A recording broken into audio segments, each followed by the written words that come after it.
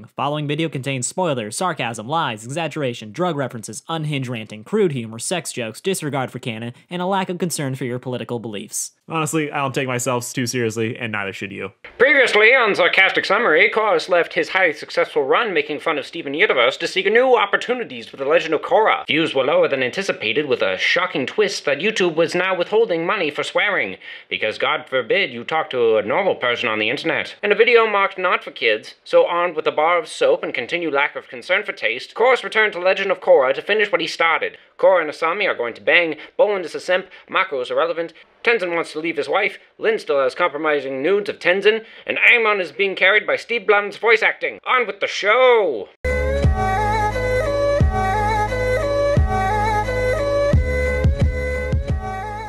When exes meet, TARRIOK has gone mad with power because he can't get laid, and a new team avatar has been formed out of Korra's harem. The episode begins with Sugar Mama Asami moving into Airbender Island with her boy toys. The middle child embarrasses Korra by bringing up Mako.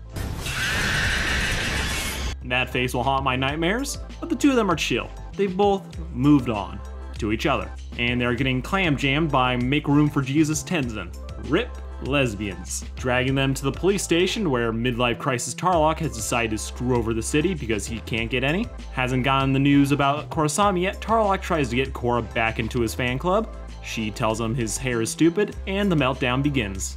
Reconvening with her harem, I mean friends, they decide to make their team up official. They are now Team Love Mess, because this disaster is no Team Avatar. Designated driver Asami starts taking them around town to fight crime, and in a desperate attempt to skip 20 episodes of bonding and character development, they stop one, kind of two robberies in progress. Bending continues to be uninteresting to preserve the New York aesthetic. Bone to pick TARRIOK isn't happy to being upstaged by Korra and her Tinder dates. Pissed off and petty TARRIOK passes a law making life hard for non-benders.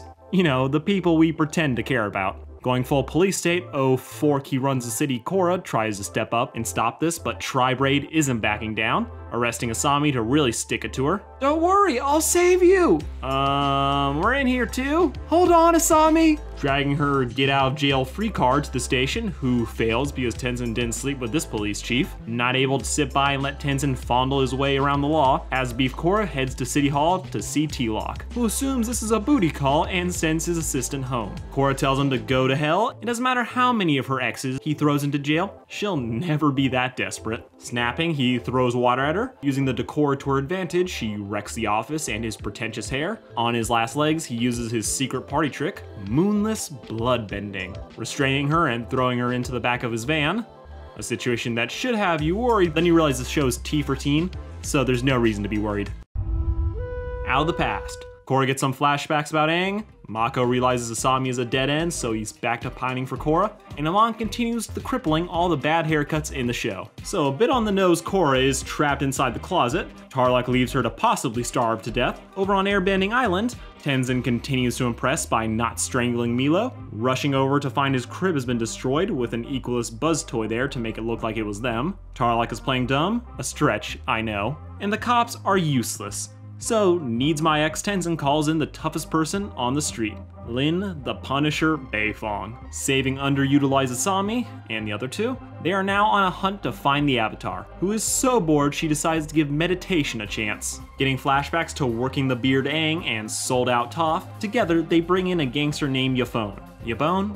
Yukone, got it, Yukone. This is disappointing to Korra, who is hoping for less Republic City in this season. Not what it looks like. Tenzin has to cancel Blackjack and Hooker Tuesdays, when Lin busts in and drags Tenzin into doing something productive for a change, beating up parkour enthusiasts. In the tunnels, Asami realizes that babyface Bolin might make a better beard. They discover that the parkour people didn't kidnap Korra, and last good season Mako is sweating his oncoming irrelevance. Reading the wiki, Korra is learning more about Yukone. Back in the day, Best Girl Sokka and the rest of Republic City decided that the gangster was a moonless bloodbender and was ready to execute him. But no hands Yukone can bloodbend with his mind. In the present, everyone is calling TARRIOK a liar. His snitching secretary tells everyone that he is a bloodbender and kidnapped Korra.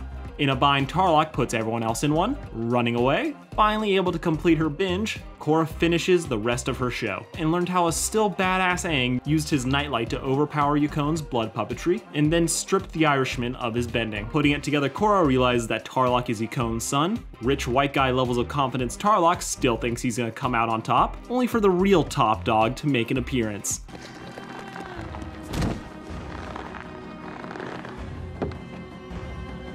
Then proceeds to mind break TARRIOK. Electric Stick Guy continues to screw up. Y'all ain't shit Korra makes her escape, and Amon wonders if winning Facial Hair Wednesdays qualifies him to be his second command. Homeward bound Polar Dog shows up to rescue her master, bringing her home. Mako desperately tries to assert his love interest status, despite the fans and the characters already being tired of this match. Turning the tides. It's the death of capitalism, Asami and Mako are fighting over Korra, and because anime is suddenly a valid defense of this show. Story starts with Korra sleeping off hypothermia as a very thirsty Mako holds her hand, and Asami plots murder in the background. Regrets all of it, Tenzin checks in with his god-awful family. Hungry Korra happily tells everyone how TARRIOK got his butt kicked by Amon. In the kitchen, the not-so-in-love couple argue over who gets to date Korra. We have the best chemistry, aka the only romantic chemistry in this group. Look at me, spiky hair, red scarf, I'm basically the main character.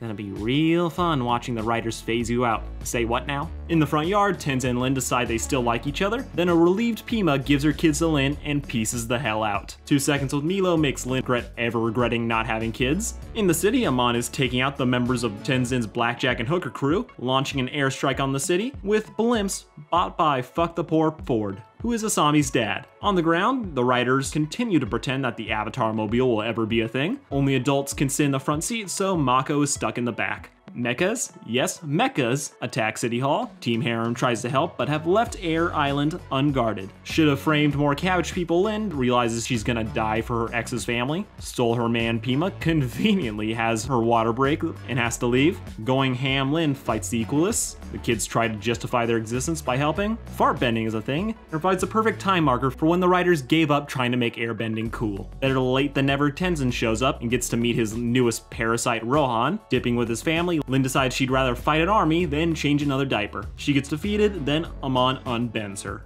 We get a sneak peek of the cavalry coming to save the city, led by Zuko's grandson Iroh. Tell her we will be arriving in 3 days' time, and that I look forward to winning back Republic City together. Okay, that is really distracting.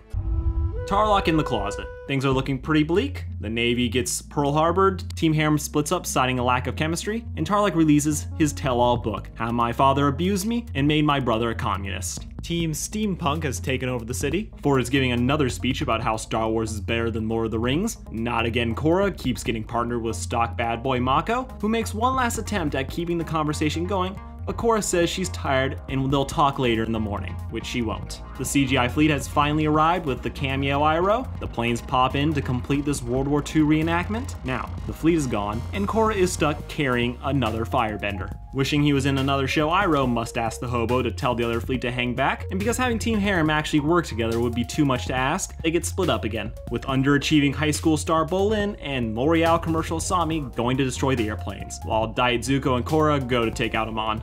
Just strolling through security, they discover Irony TARRIOK is locked away. He reveals that Amon is his brother, and regales us with his tragic backstory. Plastic surgery is a thing Yukon went into hiding and eventually had kids, training them to avenge him. Amon was great at everything, while TARRIOK was less so, walking them through the standard sociopathic paces of abusing animals and being power hungry. Amon decides this sucks, his dad sucks, bending sucks, and dedicates the rest of his life to blaming bending for everything that is wrong with the world. Scared child TARRIOK didn't go with him. Yukon died a broken old man, and so did his mother. Now a very humble tri-braid realizes he is exactly like his father, and just wishes this could all be over with. Korra admits that sucks, and promises to stop Amon by outing him in front of his friends.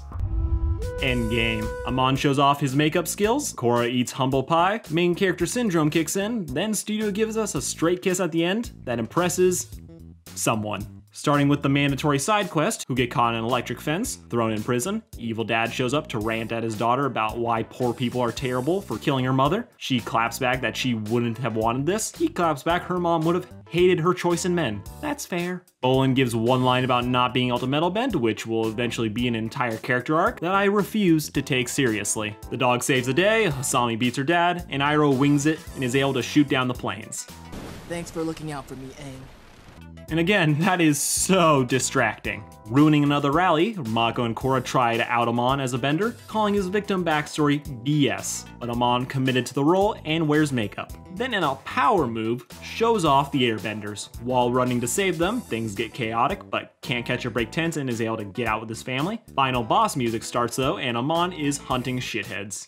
Using his bloodbending to force choke Korra and Mako, taking Korra's entire reason for living, Mr. Fu Manchu is ready to give up on everything he believed in because his leader told a fib.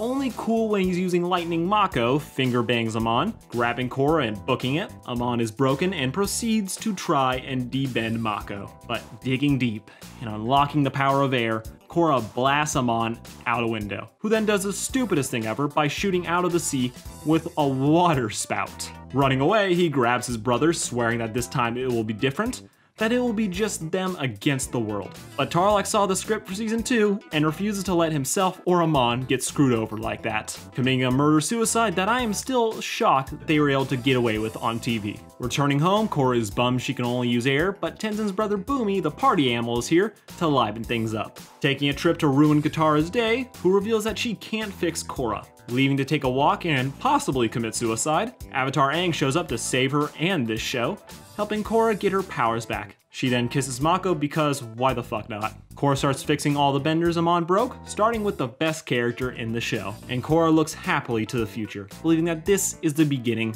of something great. Avatar. A dark Avatar. Oh my god, this show is screwed.